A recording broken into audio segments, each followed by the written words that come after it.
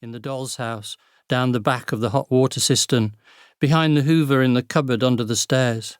Just a nightcap, she'd tell herself. And if none was to be found because Wynne had been on one of his purges and removed all the drink he could find, there might be a jar or a jug in the kitchen into which she'd poured emergency supplies. She's resourceful, my sister, and never more herself than when outwitting those who try to save her from herself. Now she stands there, swaying in the garage. I move forward to take her arm and steady her, but recoil from her wine-dark breath. She has holed up here rather than enter the house, where Mum and Dad will see the state she is in. She knows what they'll say, has heard it all before, and isn't in the mood for recriminations.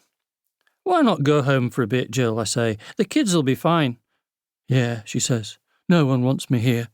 What's the point in staying when—" Her words aren't so much slurred as mumbled downwards to the oil-stained concrete floor, as if too dangerous to say clearly, openly, out loud. Words even she's afraid of. I lean forward to catch them, then lean forward to catch her as she lurches from the bonnet she's been steadying herself on. She's at an angle, the leaning tower of a pisser, I think, a pun too silly to preserve. Her light blue eyeshadow has smudged, leaving a blob on her cheek, the one spot of colour in her grey face. Over her shoulder I can see the ordered clutter of Dad's workbench, everything in place, yet randomly arranged. Garden shears sharing a hook with a roll of wire.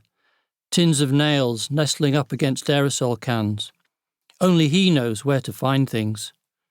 My bookshelves at home are the same.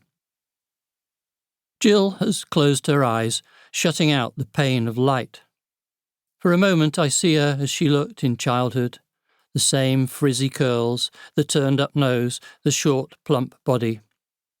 But the plumpness has moved down and outwards, leaving her with the same fine features and narrow waist, but with wide hips and that low centre of gravity certain footballers have.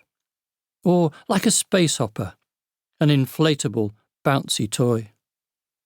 "What's happened, Gill?" I say, suddenly stiff and cold and censorious. "Don't you see you're killing yourself?" "I'm unhappy. Always have been. That won't ever change." "It can. It will. Anyway, it's not the drink that's the problem. It's them and you." "Me?" "They gave you everything and me nothing. You got out. I didn't. You've got a life. I haven't. You turn up here twice a year and then bugger off and never think about us the rest of the time. You can't stand them any more than I can." I've heard her say all this before, in my head, but it's shocking to hear it spoken out loud. "Let me walk you back to the house and make some black coffee," I say. "It's fine. Just leave me." "It's cold." "You go in then.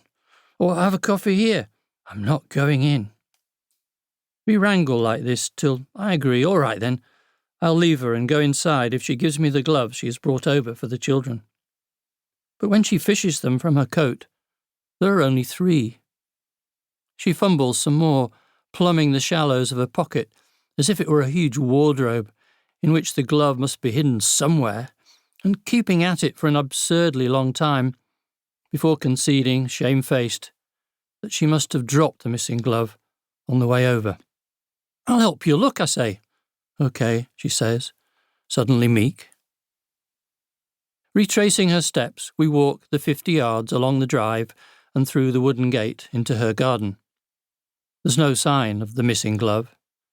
By the time we reach her back door, she has recovered her angry composure. "You wait here," she says, leaving me on the step, pointedly barring me from entry. I gaze through the window into the eerily tidy kitchen and playroom. Not an alcoholic's house at all, no hint of anyone falling apart, though I know from Wynne and Mum and Dad that 2 small children sometimes run free for hours while their mum lies half comatose in a chair. "How are you doing, Gill?" I shout through the door. "Won't be a minute," she shouts back, though it has been several already. Next to me is a dustbin, the same dustbin, presumably, from which Wynne recently retrieved.